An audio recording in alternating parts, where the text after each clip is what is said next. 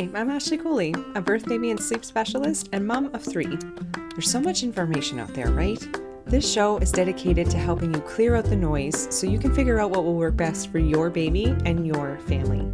Having worked with countless families over the years, including my own, the information and strategies I'll share are based on these experiences, my extensive training, and we're even going to back it all up with some science. My goal is to help you make informed decisions, and we're here to break down what it takes to raise well-adjusted, securely attached, and happy babies. If you're looking to learn more about your baby, gain more confidence in your parenting, and get as much sleep as you can through it all, you've come to the right place. Bringing up baby is about to get a little easier. Hey everybody, Ashley Cooley here. So I'm really excited about this episode because whether you consider yourself an organized person or not, this episode is going to help you bring more order to the chaos, more calm to the storm, and this feeling of satisfaction at the end of the day, knowing that you were productive and present.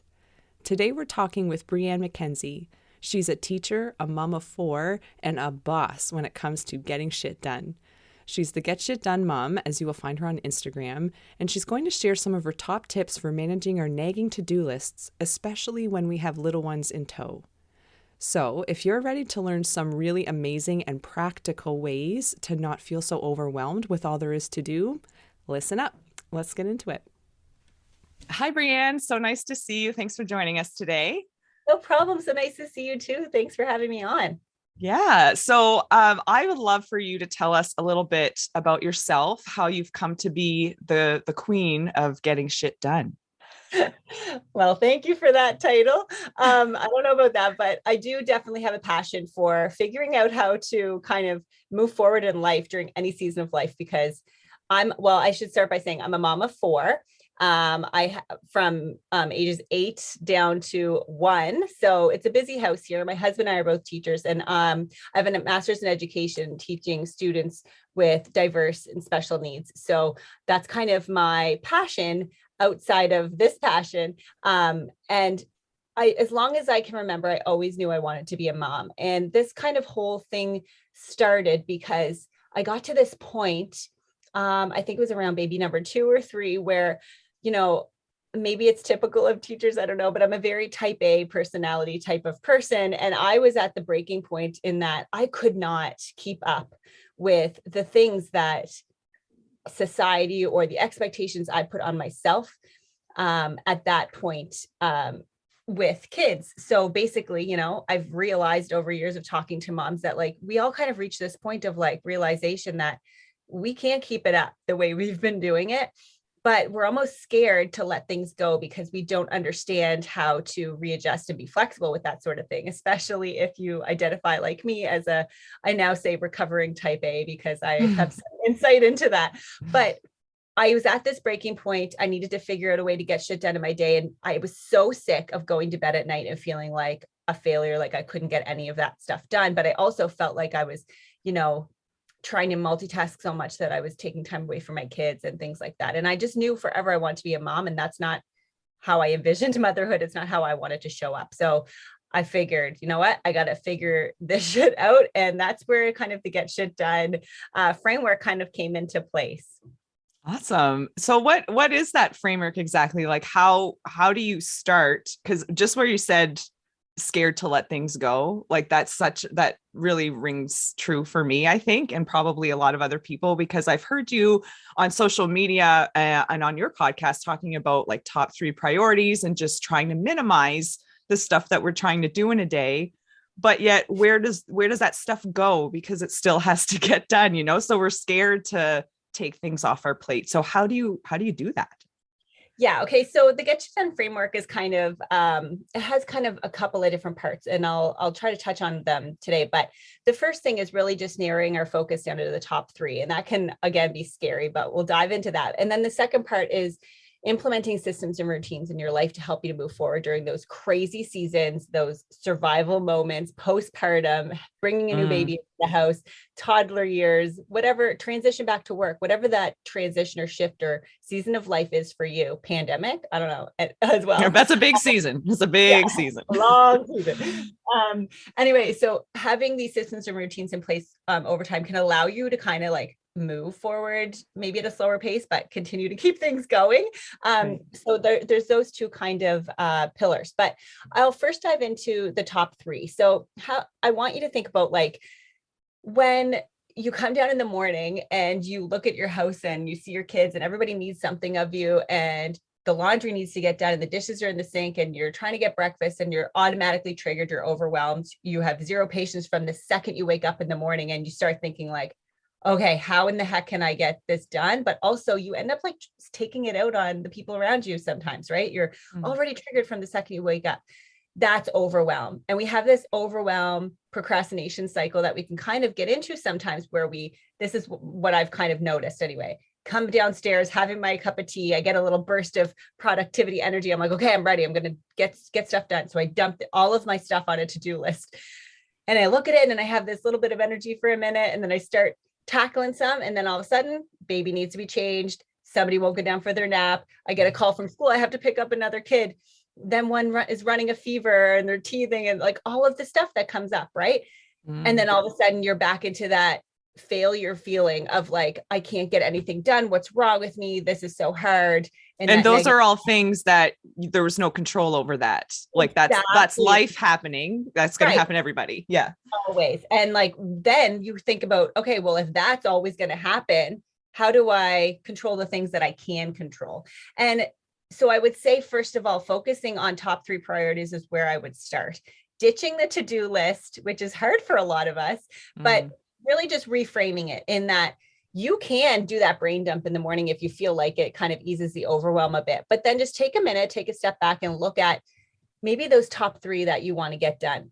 And this is how I determine what my top three are, because it changes throughout the day, changes during the day, changes. Whatever. So I always used to say to myself in the moment, when I lay my head down on my pillow tonight, what are those things that I must have done? Like, what do I need to have done at the end of this day? And sometimes it's larger than three, but oftentimes you can really narrow a focus down to three things that are going to move your family, move your life forward that day.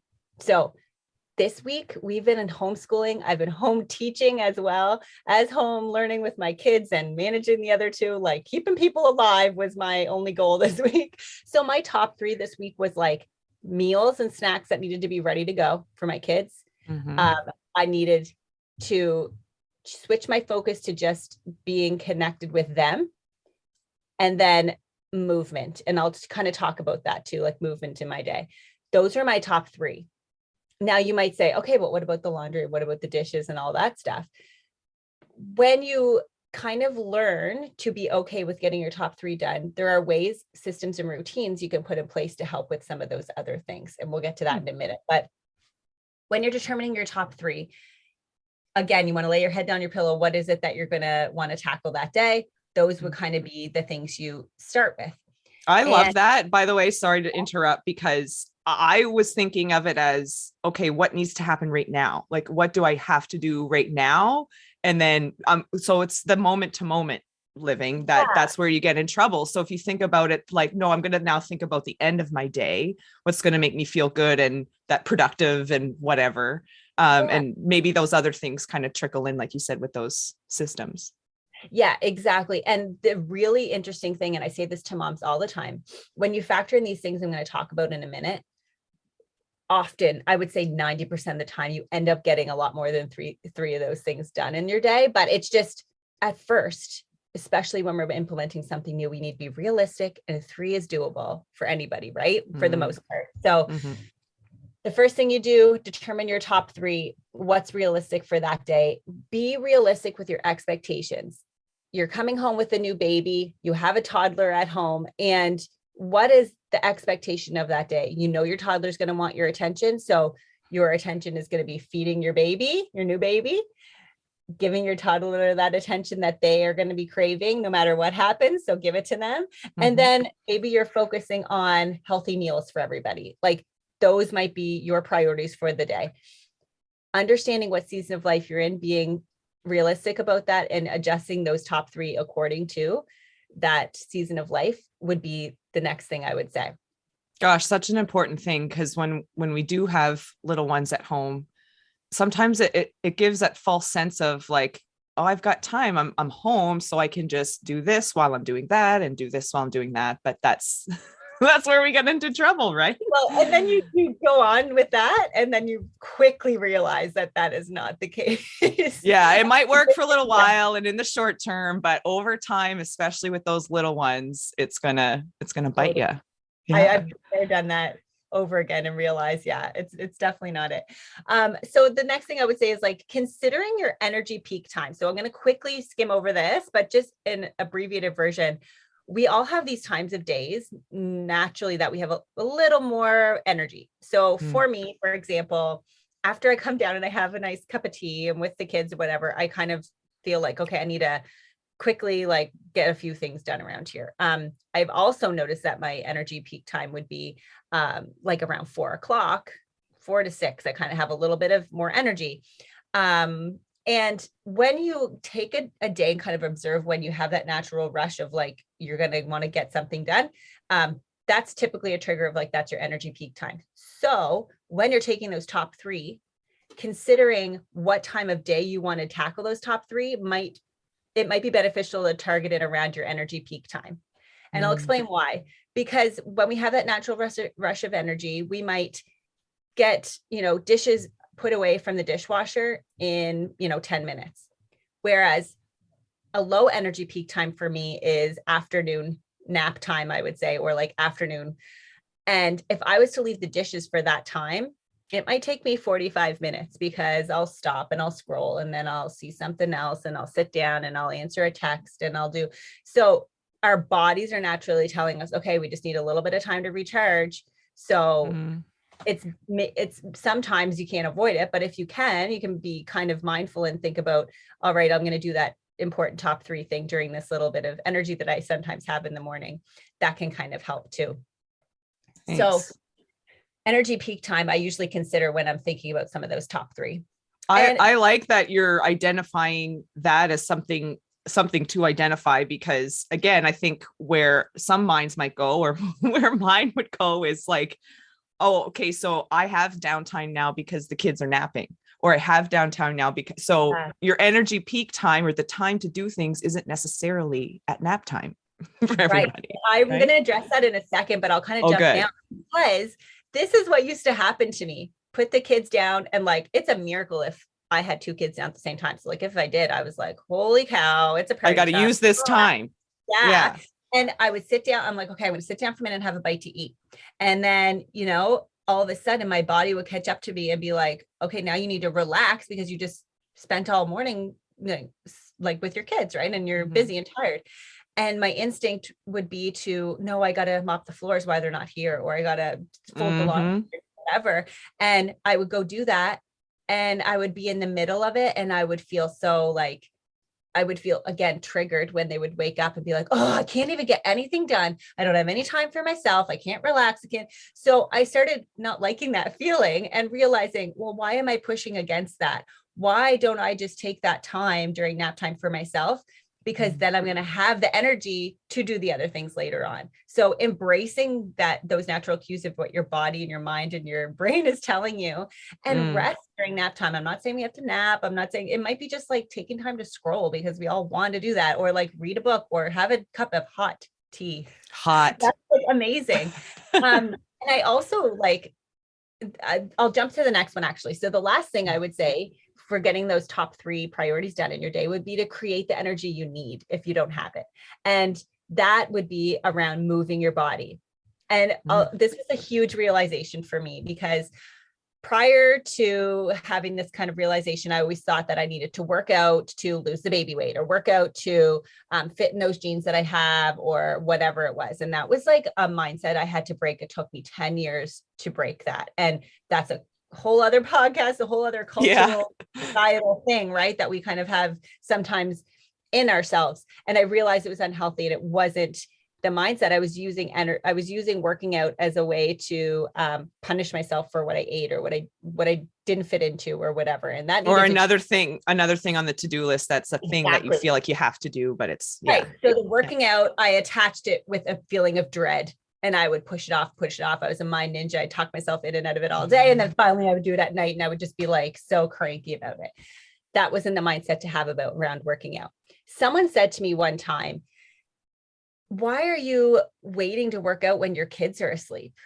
Like that sounds like the worst thing ever, working out when your kids are asleep. Don't you want to just like be ready to go to sleep then? And I was like, well, yeah, like every day I want to do that. That's exactly what I want. Someone said to me, like, so my concern was like, I'm up all the time with my kids overnight. I don't have the energy to work out. And I would just have that kind of mindset. And she said, do you realize that when you move your body, you create the energy you need to get through your day? And I was like, well, it was like that mind blowing emoji. I was like, oh, I didn't realize that.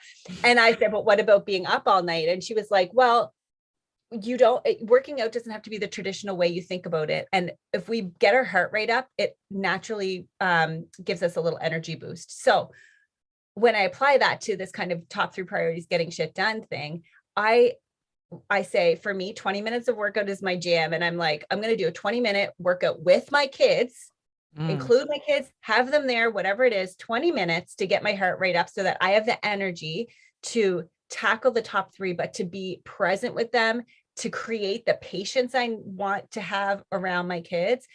The creating energy by moving my body and getting my heart rate up is important for me to create the energy I need to get shit done, to have the patience for my kids. So I include them. I don't put it off until they're asleep. The ways I do that would be taking them for a walk, putting on a Just Dance YouTube video that we all kind of dance to. I have a pump up jams playlist on Alexa that we throw on in the kitchen, whatever it is, a YouTube video, workout. Sometimes I'm sure they love doing it with you, don't they? I've seen them do it with you sometimes. Yeah, they love doing it with me. And if they aren't doing it with me when I start, I'm telling you, I've never done a workout in the last 8 years where I haven't had a kid crawling on me, but I just have accepted it, because if I don't, then I'm waiting 25 years till all my kids are gone before I do a workout. Like, that's not realistic. So I include them, putting them in the stroller. Great. Putting them in on your baby wearing while you do a little, like, mommy yoga or like walking, whatever it is. Use them for some arm curls, whatever it is. They can be involved. Yeah. So anyway, all I'm saying is it can be functional. It can be in the moment. It can be with your kids, but moving your body creates the energy you need to get the other stuff done. And because you're waking up at night is also more of the reason to do it. Break it up throughout the day, whatever it is. That's a little quick skim over that, but basically create the energy you need to get shit done. Yeah. So that would be the top 3. And that is just one part of this whole thing, because that's kind of like the day-to-day in the moment, tackling what to do when you're a busy mom with little ones around. Yeah. I mean, it's so busy. And I think just what you're saying around simplifying things, I'm kind of in that same boat of talking about, like, we're putting too much pressure on ourselves, especially when we have young kids, whether it's a newborn at home, which that time of life, those first few months, that's survival mode should be for everyone. And so your priorities should be around that primarily, and taking care of yourself. But the seasons of life, I think just encompassing everything that you're talking about is like, it's not about, it has to be like this every day or even all throughout the day, but it's helping yourself through a time in your life or a time in your day that feels really overwhelming. There's lots going on. So simplifying it, having a top 3, having some systems and routines in place to get things done, get shit done. And yeah, it does help create more energy. Like you say, it helps you to feel more organized. And I don't even think it's just the type A people that will benefit from this, but I know it kind of takes a type A to bring it all together. But when it comes to having kids, you as a mom, me as a mom, and just the people we work with, I think that this information is so, so valuable. And it's simple. Like, it's not rocket science, but you're packaging it, you're putting it in a way that people can,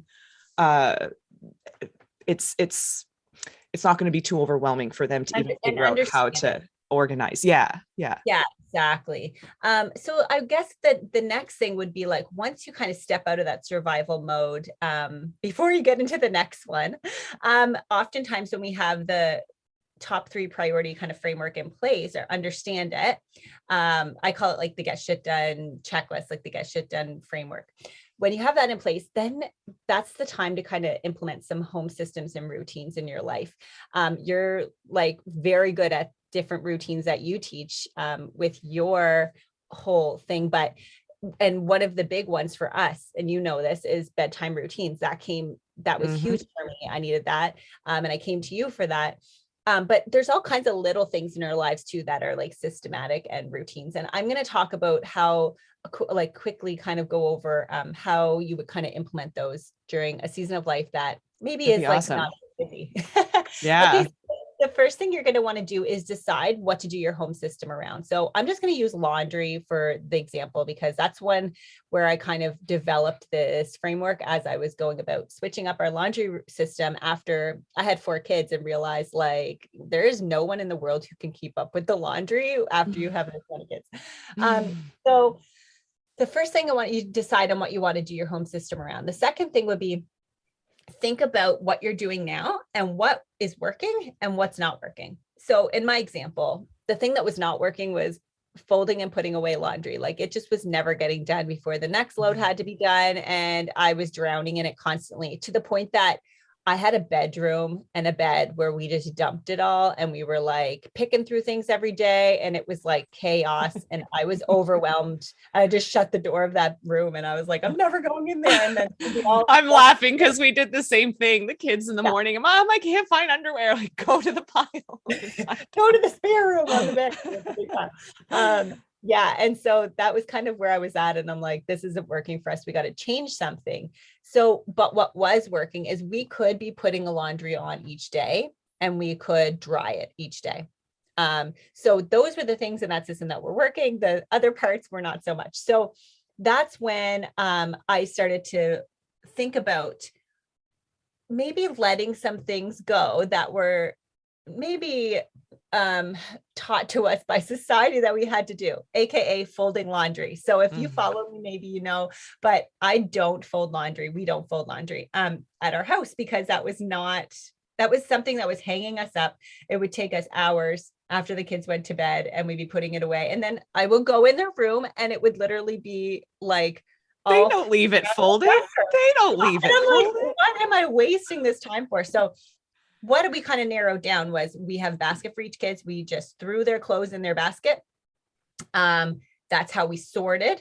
And then we gave the kids their basket. And even our daughter, who at the time, who was 2, we helped her, but they're able to sort, which is, side note, teacher here, like, sorting is a really great math skill to work on. But anyway, they would dump it on their bed. They'd sort shirts, pants, underwear, pajamas, and then they would just take that pile and throw it in their drawer. And honest to God, their rooms were so much neater. My sanity was saved because they were doing that. And that was part of their chore routine, or their routine they did after school to earn the thing that they really wanted. They had to do their home reading and they had to put their basket away, and then they could have their time outside or their time on their iPad or whatever it was. So I kind of linked a couple routines there together. And so when that became a system in our lives like changed. We felt so much less overwhelmed. And I say I don't know that my husband really felt as overwhelmed with it as I did, but it was important to me. And so that brings me to one of the next thing. So once you kind of let go of those old ways of maybe thinking about doing things, and if you have people in your life who are telling you that you're like, I have people saying you have to fold your laundry, and my parents will still come over and fold it and put it away. And I'm like, thanks, nice, but it's not going to stay like that. Okay, because it's you and your life, and it's about what's helping you to move forward each day and what makes you feel successful. So it doesn't matter what other people are saying. And sometimes we have to put the blinders on and the earphones on and just kind of block that out. But rest assured that it's what's right for you. That's really hard, by the way, to do, but it will get easier over time. But once you see that these systems are working for you and your household, I'm sure that'll give you the confidence to be like, yeah, you guys do your thing. We got a great thing going on. Yeah, exactly. You see that working and you're like, oh my gosh, yeah, you can go ahead and take all your 10 hours to fold your laundry, but like, we're done. And now I'm enjoying time doing whatever. Right. So the last thing, one of the last things I would say was to write down your system. I just like have a little whiteboard, and when we're implementing something new that's kind of affecting everybody, I'll throw it up there.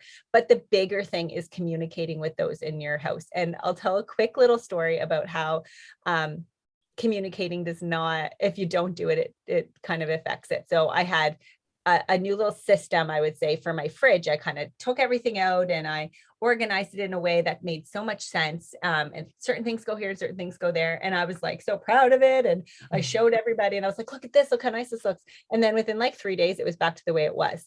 And I got so mad. I was like, you guys, you can't even like, look where it was, put it back where it's supposed to be. And I was realizing as I was getting mad, but this was all in my own head, by the way, I didn't even say it to anybody. But anyway, I was like, oh my gosh, they had no idea how to like actually do the system because I didn't actually tell anybody. It was just all in my head. And then I was like, I can't get mad at them for not doing something I didn't even tell them. So, so I made a point the next time I was putting groceries away to be like, look, when you have milk, can you put the milk here? Because it fits really well here. And this is where I would love if you could do this, because then we don't have this spilling and we can reach this easier. And once I kind of explained the method of that or how that system worked, like everybody was able to kind of go along with it, but they're not rocket scientists. They don't read my mind. And I was really getting upset about the fact that they weren't doing it and I hadn't even shared it. So that's just an example of communication. And it's really important to kind of like let the people know in your family like how this might work and then get their feedback, because if they can't keep up with that, if that's not in their realm of like something that they can do, then we can't expect that, right? So we have to adjust. And that's where practicing and readjusting comes in with the routines over and over again. And one thing I'll say is when you have this kind of framework of this is the kind of last thing I'll touch on is like you have your top 3 and you have your routines and systems over time.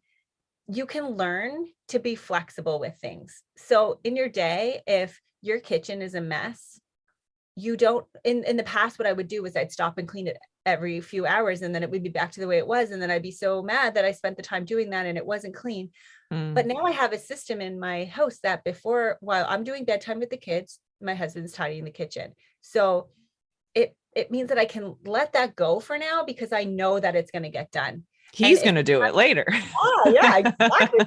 That in your system because yes. Delegate. That's the other thing I forgot to mention. Is like I was delegating now getting my kids to help out in age appropriate ways with that system, which not only taught them valuable responsibility and skills in that area, independence, but it took a little bit off of me. So one of the best things about kids getting older, everybody, is they can get helpful. And I remember thinking like, oh, I can't, like I'm doing it all because my kids were really little.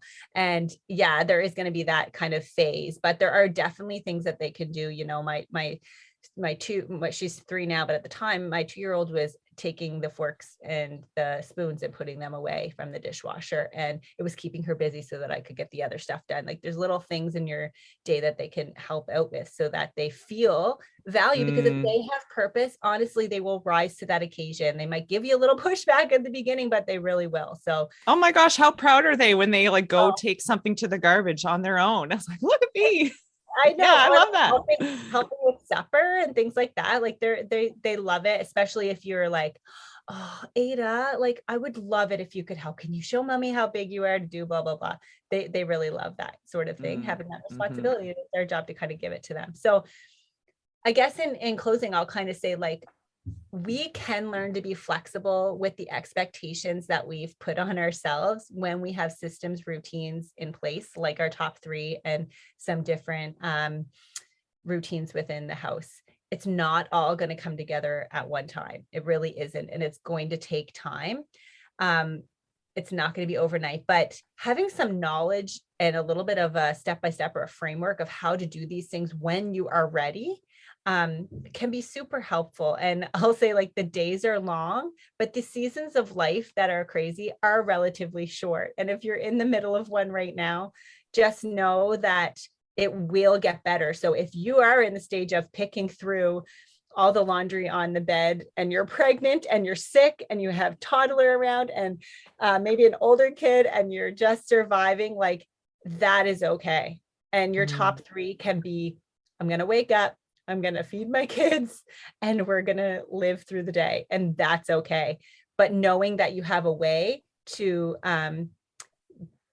adapt and adjust going forward and keep things moving when that season settles down really can give you peace of mind and ease that overwhelm in the long term. Amazing. So even right now, if you're in like that really busy survival kind of season, um, which we know a lot of parents, new parents, Yeah. parents of young ones are in, of course, as well as other people, but maybe just thinking about those simple priorities, but also like thinking about, well, where would my energy peak times be? Like kind of almost preparing yourself for like, okay, I'm going to start figuring out how I might organize this when I am out of this season. Yeah. Right. Like not to say that we have to put all that on them now, but just to say that Oh, you gave us so many great things to think about, to piece together. Like you said, it's not all going to come together all at once. So we don't have to put that pressure on.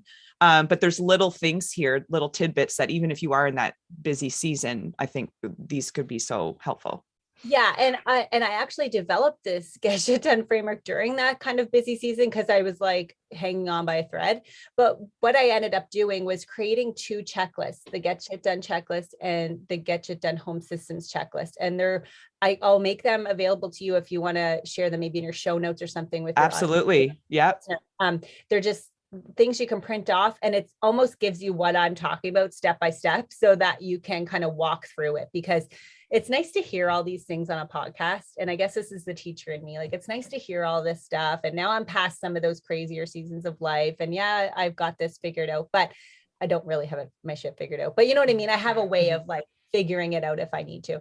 Mm-hmm. But when you're in the trenches, you really just want something tangible to say, okay, what do I do next? When I wake up today, what am I going to do to make it different than yesterday? And the Get Shit Done checklist is really going to be helpful for that survival time of life. And then the Get Shit Done Home Systems checklist is really like the longer term, like what can I implement in my life going forward to help me to continue to move forward when other seasons, crazy seasons come up.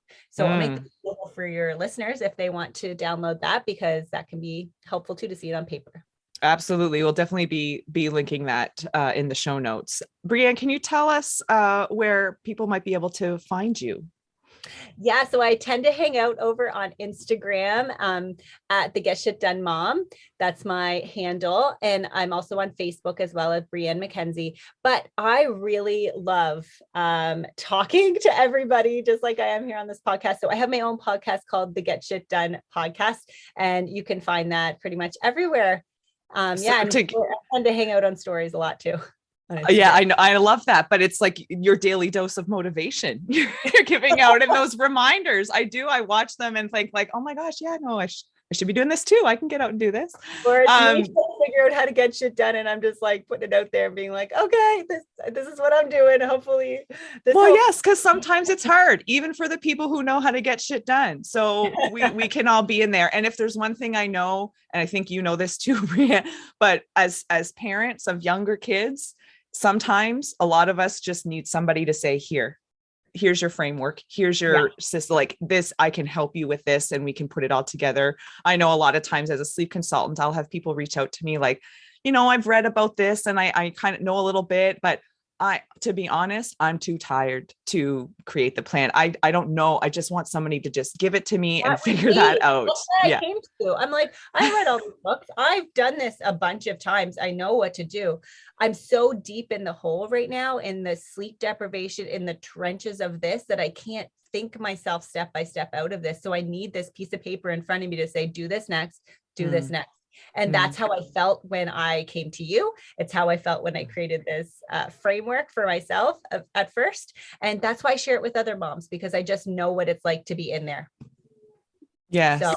So if you're in that season and you're not sure where to start, and this show kind of gave you a few ideas and it all sounds great, but you need something more tangible, you will get those handouts in the show notes, but they can find it on Instagram and get you on your website and your podcast. So for more details. That link in my bio. Amazing. For sure. Great. Well, thank you so much, Brianne, for this chat. It's been really helpful. It's reminded me to do a couple of things and figure out when my peak time is. I want to say I think it's in the morning, but it's definitely not right away after waking up. It's shortly after that. Anyway, thanks again. This has been great, and we'll talk again soon. All right. Thanks. Okay. See ya. Looking for more? Check out birthbabysleep.ca, where you'll find prenatal classes, postpartum and new baby resources, and sleep support during the childhood years. You'll also find me on Facebook and Instagram at birthbabysleep. It would be awesome if you followed us wherever you listen to podcasts, and if you can, leave a review or a rating, which goes a long way for helping others to find us. That's all for now. I'm Ashley Cooley, and we'll see you back here next time.